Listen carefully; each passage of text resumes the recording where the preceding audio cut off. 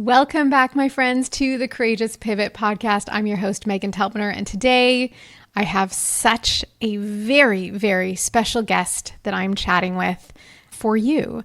Dr. Kwadwo Kyeremanteng and I have been friends for 3 or 4 years now. Over that span, we have lots of very long, inspiring, beautiful conversations. He's had me as a guest on his podcast a couple of times. We've met in person a few times. We've spoken on the same stage.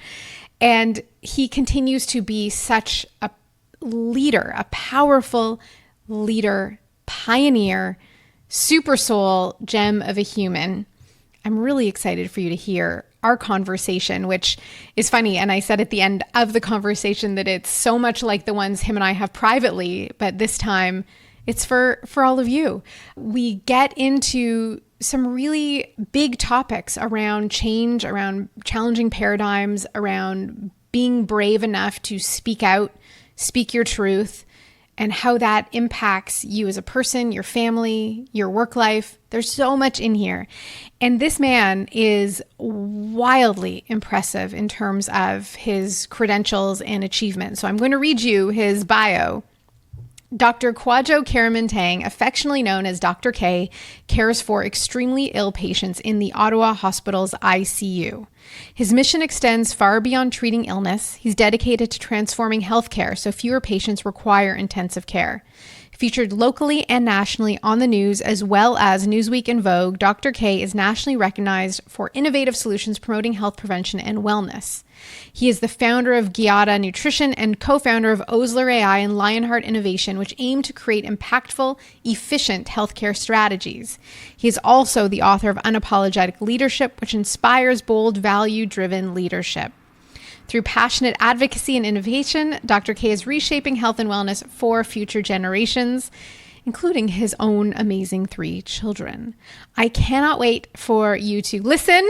So I'll stop talking now and introduce you to Dr. K. Hello. Welcome, my dear friend Kwadwo, to the Courageous Pivot podcast. Meghan, this has been an absolute enjoyment seeing this on the calendar because you and I gotta say, we got a great connection, young lady. We got a great connection. And so I'm loving the idea of us getting together again. And just honestly, thank you for having me. I always love our conversations. They're always lengthy. They sometimes make you cry. I also love that you just referred to me as a young lady because I think we're probably about the same age. Yeah, you're a little bit younger than me, but I feel like you're getting younger with time. It's I need that magic sauce. The magic sauce is not working as much as you do, and you do a lot, which is what we're going to talk about today. I love it. I love it. So I often razz you for the extremely long list of credentials that follow your name in your email. But primarily, I think of you as an ICU doctor. Would that be sort of accurate as your primary job? Yes. And you have inspired me to cut down on my credentials at the end of emails. I don't know what was going on there, but it's now acceptable. It's now not as ridiculous. Well, I mean, it's impressive for sure. And I often, there's certain people in the world that I feel like live in a different timeline where they have substantially more hours in the day than I do. And you are one of those people because you're not just an ICU doctor. You have 3 boys, which let me just tell you, I have one. In the last month, he did a face plant off a bouncy castle onto pavement and fractured his wrist and is now in a cast. And I'm like, how do people manage more than one of these boy children? It is definitely a challenge. And we had a face plant last week. I thought we were going to be visiting the hospital, but luckily his face is hard enough. Right? That's exactly it. I was like, his nose is broken. He's lost all the teeth. None of that happened, thankfully. But anyway, there's so much I want to cover today. The theme obviously is about pivots and changes. Some are lifestyle, some are career, some are in mindset, and you kind of cover all of it. So can we go back to your early days as an ICU doctor? What was the inspiration? What drove you to want to practice medicine in that intense way? Honestly, Megan, initially it started off because of being a patient as a kid. I idolized my pediatrician because of his ability to create that level of calmness and reassurance for myself and my parents when he would walk in the room, Dr. Conradi. And that level of peace I wanted to be able to bring to people. I wanted to alleviate suffering essentially. And what drew me to the intensive care unit is I'm a guy that loves to think on his toes. I like working as a team. I like not knowing exactly what's walking through the door. I don't want my job to be mundane. And ICU ticked all the boxes. It could be a slow day, and then all of a sudden a couple traumas come in where you got to hustle, or people are bleeding and you got to be on top of your game, and you got to be a great communicator. This is probably the most important part, in my opinion, of the job, is either when you're giving bad news to a family or when you're communicating as a leader in the team that's resuscitating someone. Communication skills are front and center.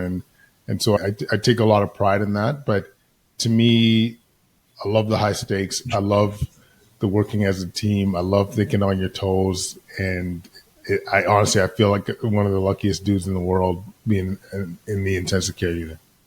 That's amazing.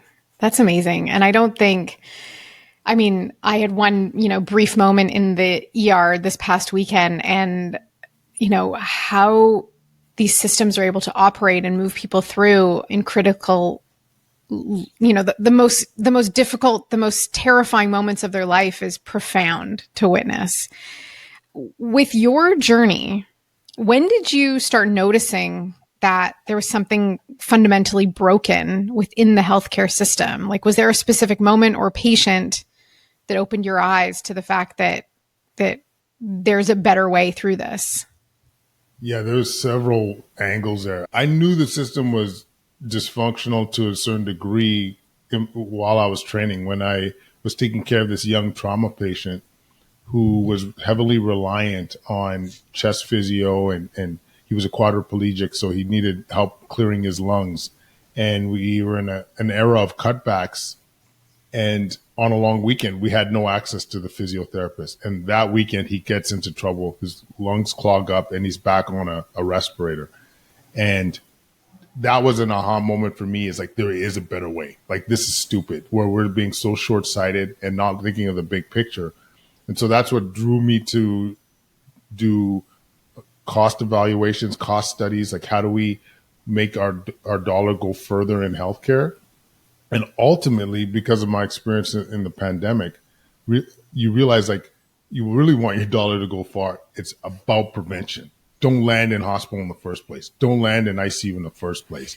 And that is where the money is. That is where, not only financially, but from a functional perspective, from a quality of life perspective, this is where our focus needs to be.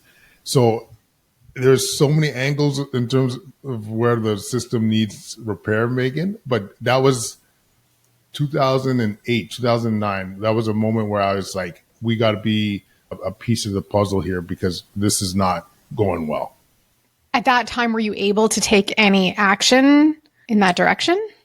No, I felt powerless, but what we did was I got further training. I did a master's in health administration. I formulated a group called Resource Optimization Network, where we studied how to extend our healthcare dollars. And we produced over 100 academic papers, but ultimately nothing was changing.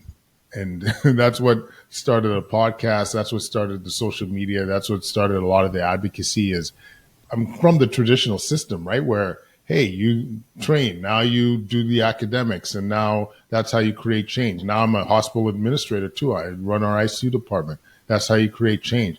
And I'm here to say, like, it's not enough. It really isn't enough. And so, I've been looking at different angles. Started, from an entrepreneurial side, I think there's some leverage there. I think from social media, there's leverage. From doing stuff like this, from writing a book, there's leverage. But just writing that academic paper or sitting in that boardroom, it's something, but it's not enough. Mm-hmm.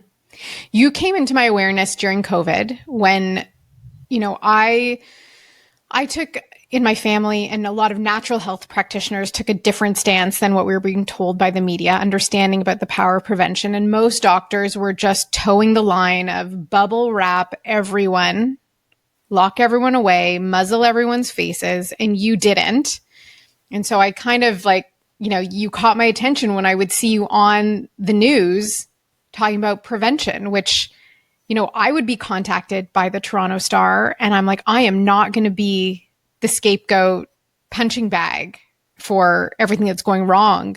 How did you do that and stay there? Like, how did they let you come back and keep talking against the narrative?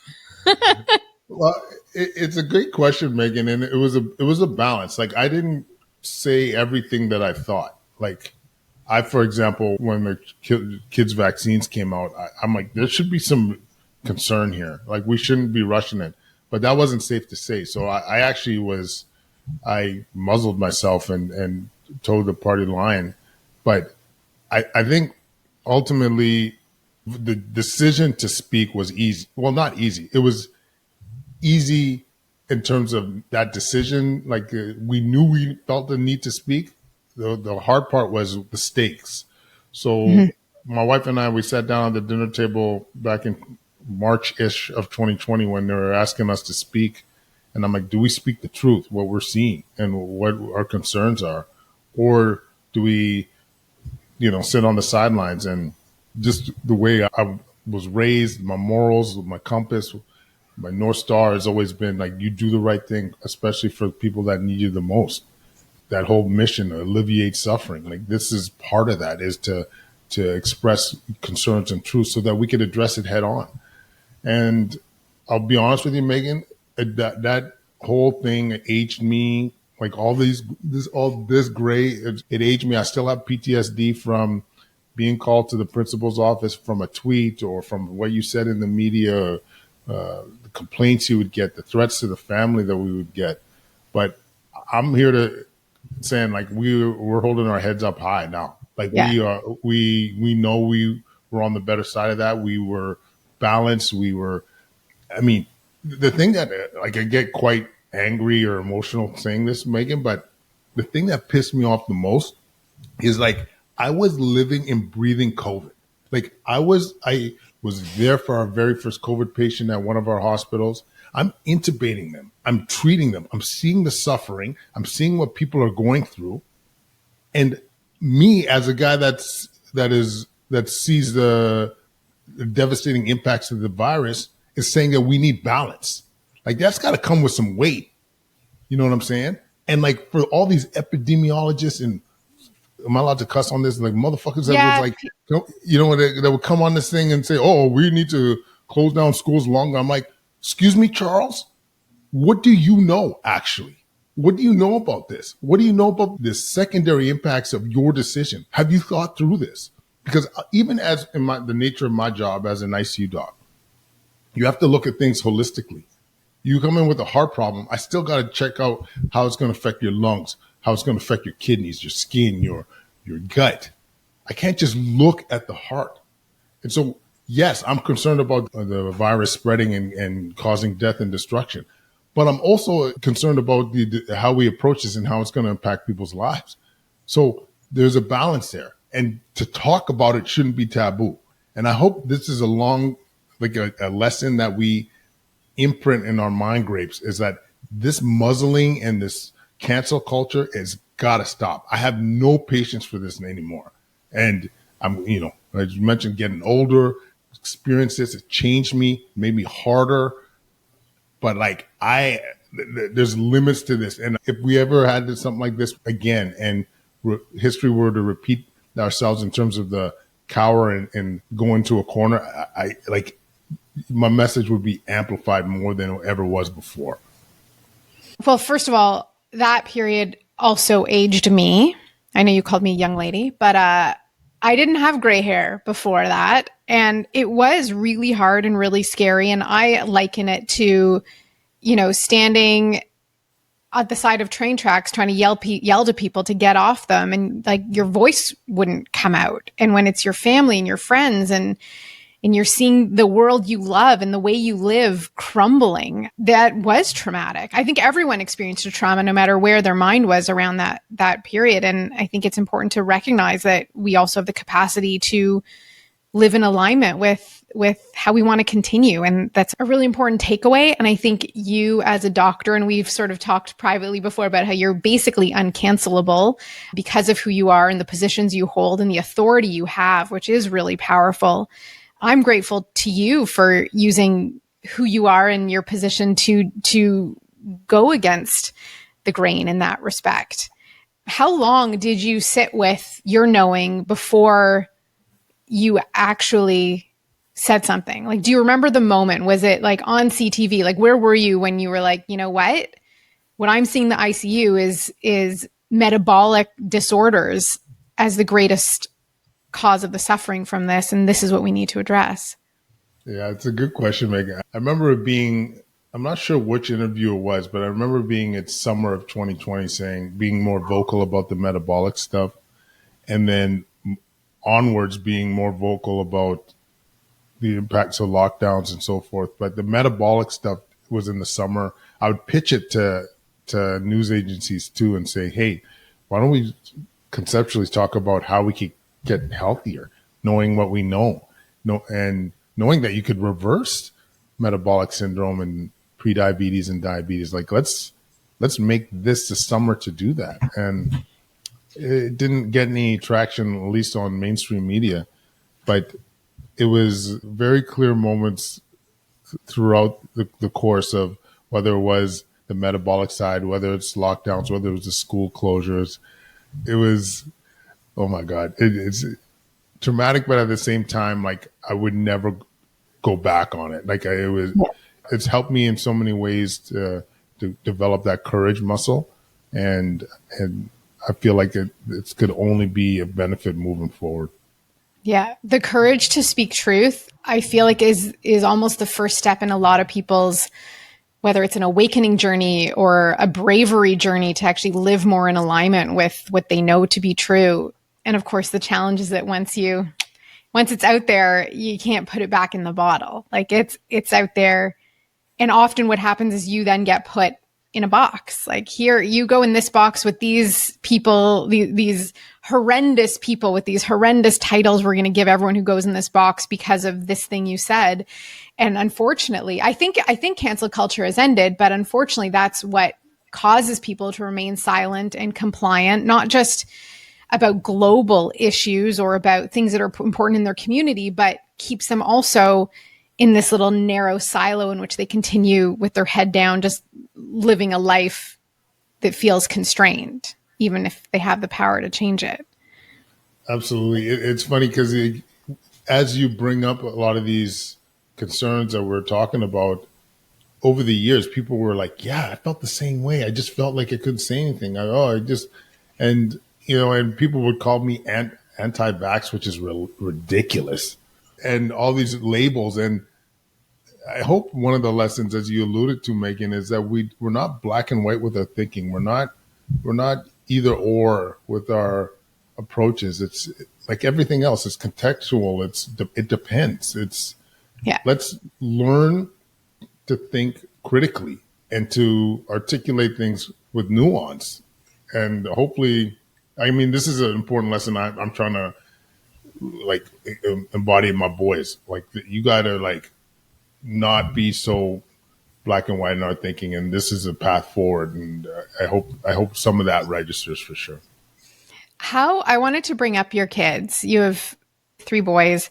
How did your work and these shifts you were making, getting called to the quote principal's office at your work and being a public figure, did it impact them? Were they ostracized at school? Did that have any negative impact for them socially? I mean, I get emotional thinking about it. If it did, I would be so upset. But I think they were pretty sheltered from it. I think, if anything, some people would be pretty on the positive side with the boys and say, oh, I saw your dad on the news. One of the charities we started, one of the fundraisers was at the school, and they had that level of pride saying, yeah, like dad and his and crew were part of creating this. And so there was a little bit of pride. We had a protest at the school when schools were closed, and I think it was June of 2021, and all the boys were out there and expressing how disappointed they were. So I think they learned from it. I really see it in my oldest son. A lot of he's taken in lessons through our actions is what I've seen in my eldest son, especially. Like he sees the work ethic in general. He sees how taking your health and wellness is important. He works out, talks about protein intake, but he also recognizes that like adversity is okay. Like it's okay that people aren't believing in you or putting the back up against the wall right now, but you can overcome that. And I've definitely seen it as, he'll be 13 soon. That to me is one of the most powerful lessons as a parent that I feel like I don't know if I fully registered, was that your actions can be even more important than your words.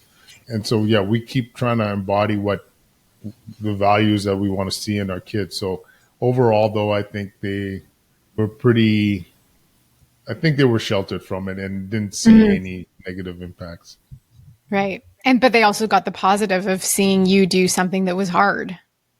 Yeah, I think they recognized how hard it was. Like I think in different aspects. Like at one point during January of 2022, another lockdown, the boys, Kathy took the kids out of school. Well, they weren't in school. They traveled with the boys, and they knew dad had to stay at home to work, and they recognized, like, dad's contributing. And that's something we talk about intermittently, but yeah, I think they see the importance of the work we're doing. It was a proud moment too when we brought them all to the book launch, this book launch. So they didn't come to the first book, but this current one they saw, and we got to celebrate it together. And they saw and heard the impact that something like that can have on people's lives. And so, yeah, I think we're doing our boys so far. We're doing them good.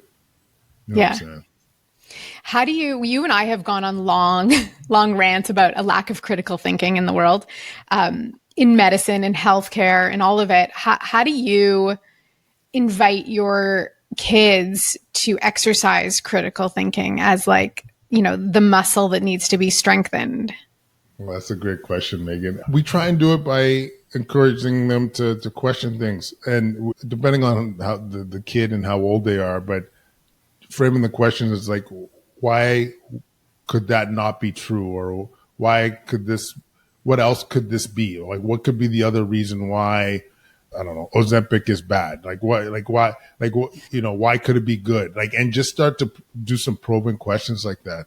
Or even, they go on YouTube once in a while and you're saying like, oh, they told me that I got to put we got to do ice baths twice a day. And it's like, why, why might that not be like, what could they be selling you? What can they think about their intentions? And so we constantly throw these questions at them.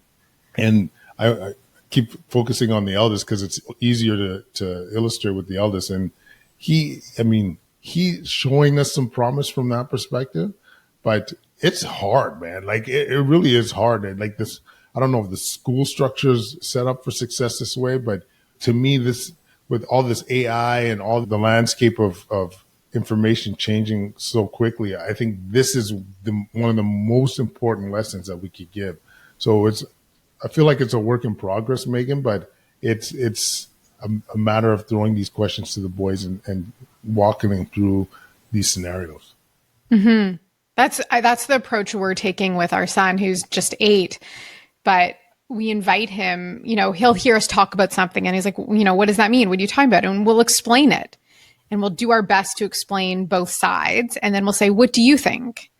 And I'm amazed at how much he grasps. And he's a very pragmatic little guy. And I continue to be blown away. And even when he comes home, and I think the school system probably isn't serving the greatest service, but it's available. I also think we can't offload all of what we want our children to become to teachers who have a very, very challenging job and a lot of children to manage and a lot of children who are maybe not being properly parented either. And it's not the teacher's job to parent a child. In my opinion, it's the parent. So it's like to have these ongoing conversations and get our faces out of the screens to actually do this with our kids ongoing so that, you know, even when the AI comes, even when their friends show them something on their phones, when they see this, they can start to challenge what's real and true or in alignment with the family values or not. I want to go back to you stirring the pot at work. My grandmother, my grandma Fritz used to tell me I had a wild hair at my tuchus. Tuchus is bum in Yiddish. I feel like you have a little bit of this. Like you're stirring it. So how did your colleagues, I don't want to focus just on the COVIDs. Like I really don't ever want to talk about it again, to be honest, but how did your colleagues or how do your colleagues respond as you start wanting to shift protocols from a standard of care to a more preventative approach? I think deep down, they recognize the importance of this. So I think I've noticed a trend in younger physicians that they really appreciate this message. They're like, yes, preventative health. Let's talk more about this. Let's keep people out of hospital. There's also an aspect, physicians tend to be rigid in their thinking. They tend, I'm generalizing a ton. They don't like going against the grain. They like stuff that's predictable. And yeah, I've been labeled a bit of a disruptor, and approaching things in a different way hasn't always been well received. Among my colleagues, you're saying like you're launching a new book or you're having some new initiative that's not traditional. Like there won't be too many people that will say congratulations or well done. They'll judge it. Like, I mean, I got this feedback already, like saying like, hey, this doc is more worried about his public brand or personal brand than taking care of ICU patients and all this stuff. And it upsets me because, you know, the whole objective is to alleviate suffering, to do the world some good.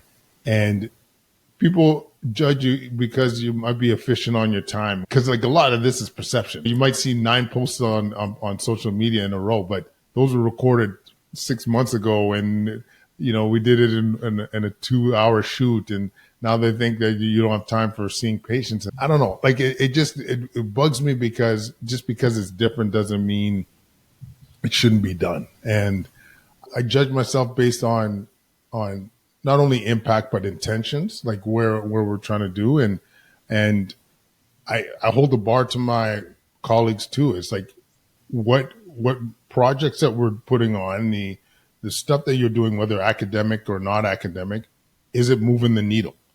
Because at a time where healthcare is in a crisis, it shouldn't just be about, oh, I took this box. It should be like, is it impacting lives? Yes or no? That's the level of impact that I'm trying to measure up to. And so, you know, despite the judgment, I still could keep my head up high, because whether it's a podcast, whether it's doing some shit like this, whether it's a book, when you get that message where, oh, I've given that book to a bunch of colleagues and I'm hearing about how their parents, their loved ones are now reversing this metabolic syndrome. They've lost their 10 pounds. They're no longer reliant on hypertensive meds. Like that, to me, like knowing that you could do that at scale is fucking incredible. Like it's incredible. Like when you think about it. And so, yeah, in so many terms, I'm a little bit like maybe unfiltered here, but fuck them. You know what I mean? Like, I'm sorry, but we're doing good shit. If you can't get behind it, fuck off. You know what I'm saying? I recently on the show interviewed a gentleman named Sean Croxton, and his view, which sort of resonates with what you're saying, is this idea that should you challenge the tribe, you risk isolation from it. But I also think that when someone steps out from the tribe and does something exceptional, it threatens those that are left behind, thinking like, well, am I, you know, it's that inferiority. Am I doing enough? Why does he have to go rock the boat? Why does he have to make me look bad by doing so much more? And it becomes, even I used to hear about this a lot in the nutrition world, that someone in the family changes their diet and suddenly everyone around them feels threatened. Like, what's the worst thing that can happen? This person you love is going to become a healthier expression of who they are. So if you're going out in the world helping others succeed and excel and live a bigger, more joyful, more healthy life, if anyone can't celebrate it, that's their shit, not yours. That's exactly it. And it's taken some time to come to get to that point, to saying like it's on them. But you're right, though, Meghan. It is on them.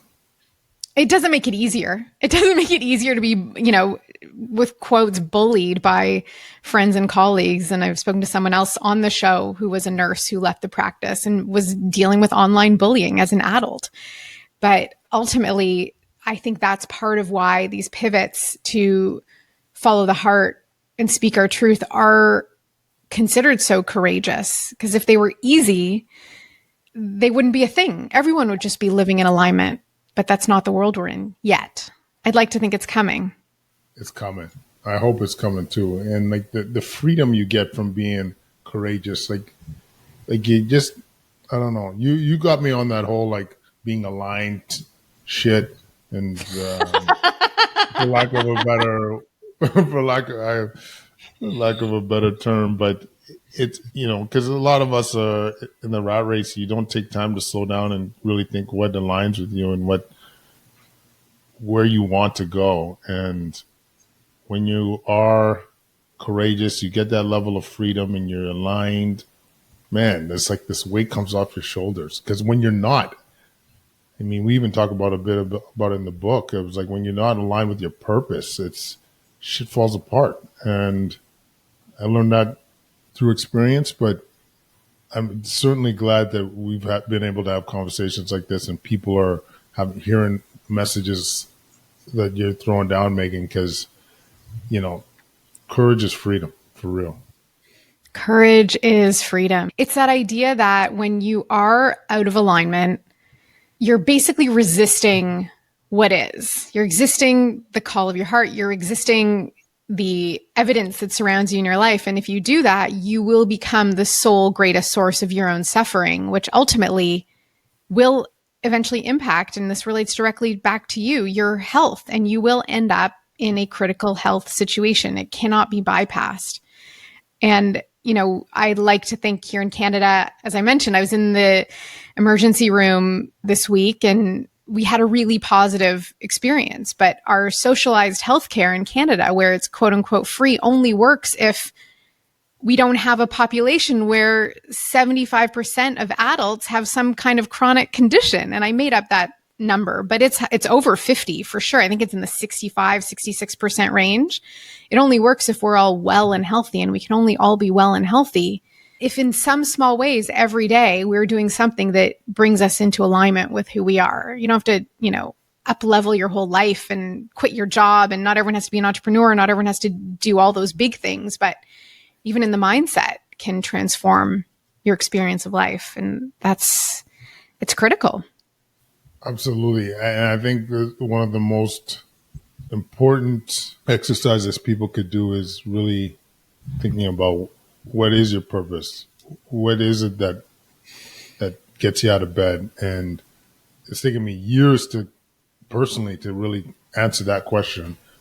And knowing it now has been so freeing, and so like it helps in terms of next steps and decision making and feeling more fulfilled, and it just pulls you in the right direction. So on this journey, you've since, I think in the last 5 years, you've written and released 3 books. Is that correct? 2 books, a program that you coach people through. You have the Solving Healthcare platform. You have a line of supplements, protein powder. I'm sure I've missed a lot because, as I mentioned, those credentials. But how has your identity changed, or how you think about yourself? Is there a part of you that grieves being able to just fall in line? It would have been simpler if I just didn't have this drive. Is there any part of you that, grieves a past identity for in relation to who you've become? I think if anything, it's always been there. And I don't know why I get verklempt thinking about this. It's making you do this. I don't know. It's just nice. Like, I think I've resisted it for a long time, and realizing that, like, this sounds stupid, and I hope it doesn't come across the wrong way. But when I was a kid, I remember going to my mom saying, like, I'm going to do big things. Like, I don't know what it is. I'm going to do big things. And at the time, I'm like, I'm going to be a plastic surgeon. I'm going to be a pediatrician, something like that. But we're going to save the world. And I ignored that voice for a long time. And then it took, out of all the pain and the struggle of 2020, during that time, I realized that we have that potential. We can impact lives at scale. And whether it was through charitable work, whether it was through advocacy, whether it was through the health and wellness space, whether it was even, if you asked me as a youngin that we'd have over 100 academic papers, in and of itself, never. Being a department head, running an ICU in your early, being appointed in your early 40s, never. Like, all these things these boxes that I thought were possible to tick, going on national TV on a regular basis, doing it next week, like, that to me is crazy. And so the aha is like, it's been there, and I didn't let it awaken. I've been holding it back, and letting it loose and being more aligned has been so freeing. I gotta say, I love hearing you say that, because that's basically what I'm trying to convince everyone to do who's listening, is to understand that sometimes we get so focused on what we might lose in the process, but it's impossible to even begin to imagine the feeling of what you gain in that freedom to be exactly who you are.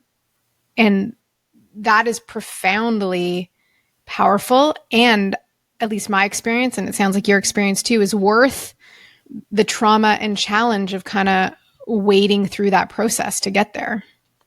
I think so. Like, I mean, I won't lie. It has, as we've talked about earlier, it hasn't been easy, and there's still challenges now. Like, I still get judgments for, like, you're a doctor that's doing supplements. What? Is that okay? You wrote another book. Like, where do you find the time? Shouldn't you be seeing patients? What is this? Like, I still get the heat, but I give less of a fuck. More than ever, I give less of a fuck. And the other thing that, Meghan, that's helping me too is, like, I do get pulled in a lot of directions. I get a lot of requests to do X, Y, Z, but knowing where the North Star is, what aligns now is, it's allowing you to say no to more things and saying yes to the things that matter. Has all of what you've created, the books, the product line, the media you're doing, the speaking engagements, which you and I shared a stage, I had the unfortunate challenge of having to follow you immediately after at an event last year. But has your relationship with being a quote unquote doctor changed in that way from that? No, I don't think so. Like, I still, if I'm answering the question right, like, I'm doing as much doctoring as I normally do. And in some ways it's been awesome, because now people come to you, whether it's mostly patient families or colleagues or like mostly like allied health or nurses or dietitians, be like, oh, I saw this post about this. Can I ask you about that now? And it's cool hearing you talking about whatever it might be, sleep, and what do you suggest here? And so in that way, it's been very positive, actually.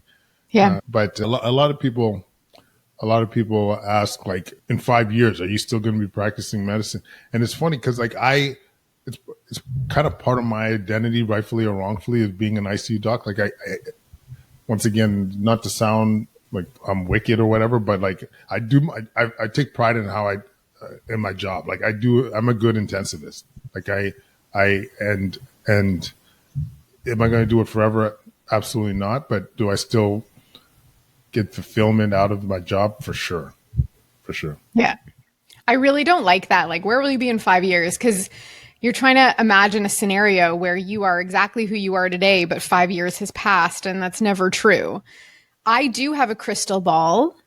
I read people's futures. So I'll write down where you're going to be in 5 years. I'll put it in an envelope, and we can open it in 5 years' time and see if I was accurate. How's that? I love it. I'm super curious to where you think we're going, but yeah, I love it. What would your vision be of the optimal healthcare setting where prevention is the primary or first pillar? There's so many layers there. I don't know what I would focus on first, but I'll just say some ideas, and then maybe as I say it, I'll think about where I'd put more of my eggs.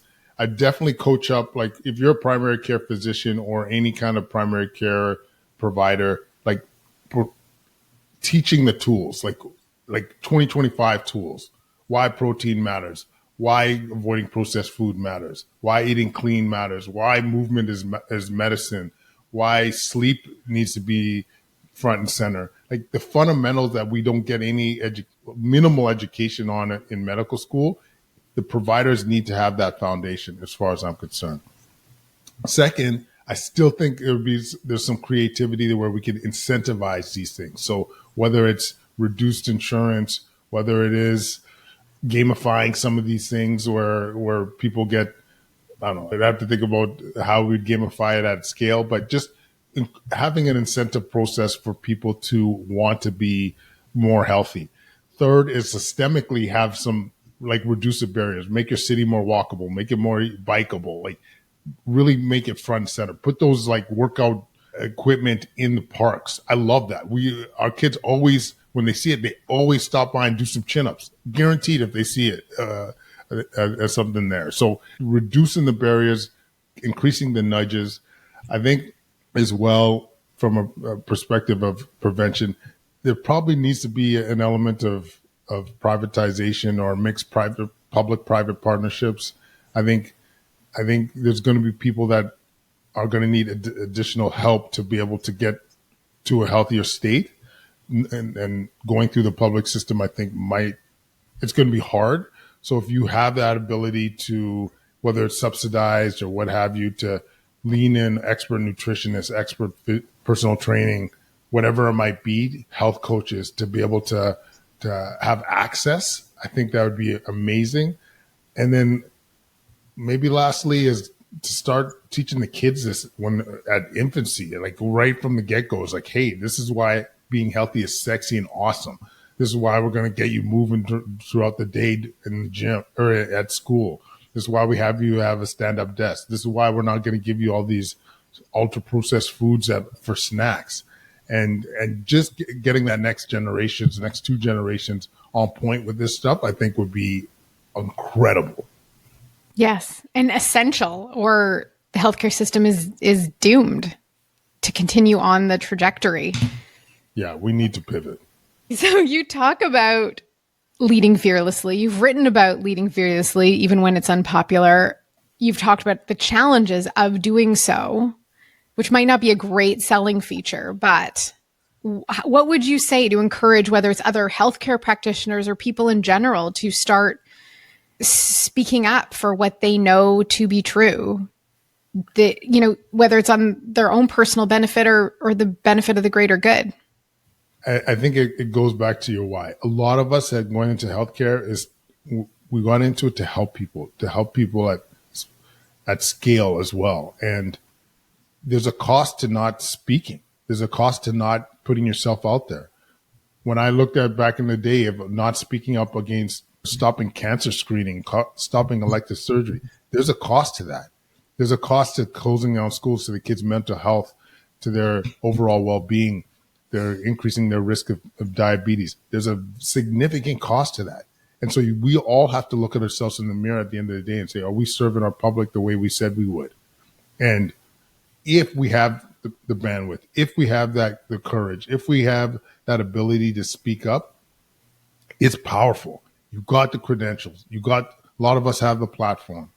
And it's always, like I said, that metric of like, can you look at yourself in the mirror at the end of the day or at the end of your life and say, I've done all I can to support the masses or the people that I've been aiming to serve. And so, I mean, that's how I feel. Whether it resonates with people, I'm not sure, but that's what allowed us to hustle. And I got the cheat code I talk about in my first book. The cheat code I often would use is, if my boys were watching me in this moment, if I'm in that boardroom and there's some adversity or there's some negative policy implications that I felt strongly against, and I didn't say anything, how would I feel with the boys watching? And so that to me often could be enough of to speak up or to be more courageous. One of the questions I used to ask people when I'd interview for a job with my company, and this was even before the 2020s, was if there was a policy in the workplace that you didn't agree with, how would you handle it? And I was basically looking out because I didn't just want the yes people, because that doesn't serve to make the best experience, best product, best company, whatever it is. I wanted those that were ready and willing to speak up and challenge. And it's hard. It's like that.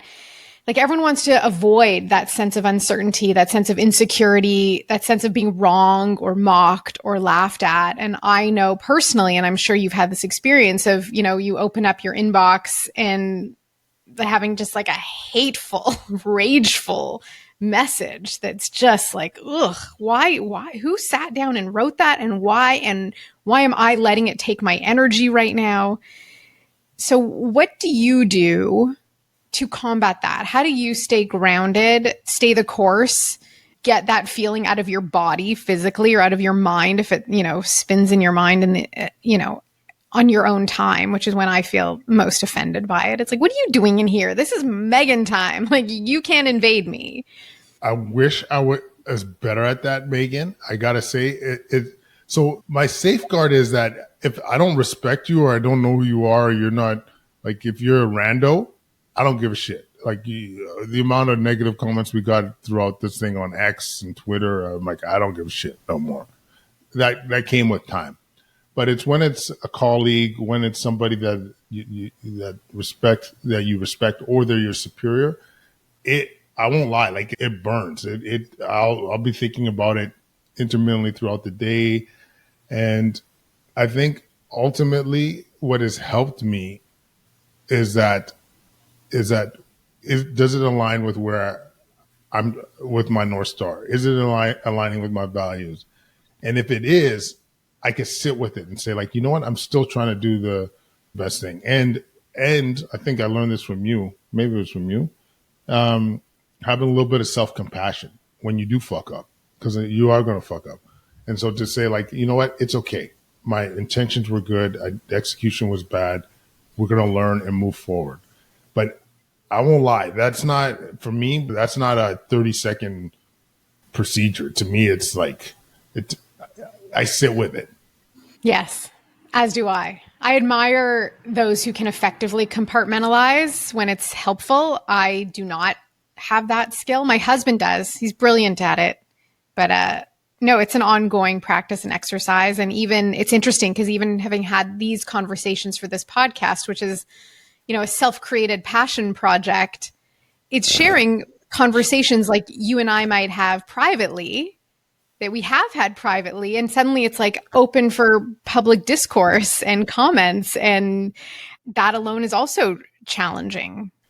100%. Okay, we're going to wrap this up. One more question. Looking back at this entire journey from traditional medicine to where you are now, what would you say have been the greatest gifts from the challenging transformation that you have gone through and I think continue to? The greatest gift is having a new perspective, always looking at root cause now.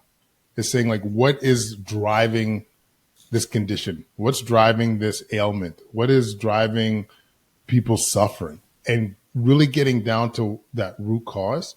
And now when you do that, your eyes are open to all these options. And I mean, it aligns well on the preventative side. It's like, okay, like people are coming in with type 2 diabetes. it's not just about increasing their insulin and all this stuff. It's actually, let's look at their diet. Let's get them moving. Let's improve their stress. And that, I bring it to not just when it comes to the health and wellness. I bring it to my ICU job. I bring it to mental health concerns. I bring it to everything. And that to me has been an absolute gift. You, my friend, are an absolute gift. Thank you for being here. Where can everyone find you, get your books, all the things Kwadwo is creating? Well, once again, Meghan, thank you for being a catalyst of change like you've always been. They go to drkwadwo.ca, so drkwadwo.ca. You'll find our books, you'll find our podcast, you'll find our supplement line, Guyata Nutrition. The book you could also find on Amazon if you just put in prevention over prescription. But yeah, we're trying to make some impact, and all this has been so fun, Meghan, and I just really thank you for all the opportunity.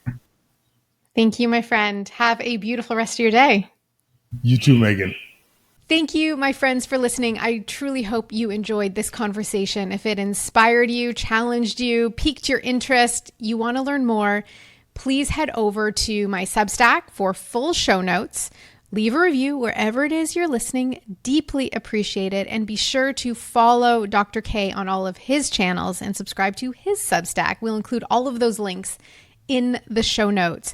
This episode covered so many topics that I go deeper in on my solo episode. So I want to invite you to keep listening, subscribe wherever you're listening so that you can get the next episode dropped onto your device. It's never been easier to learn, to be inspired, to dive into things that you maybe have never thought about before. As always, I'm grateful that you're here, that you're part of this community and part of this journey with me. I hope you have a beautiful rest of your day. Thanks for listening, and we'll see you next week.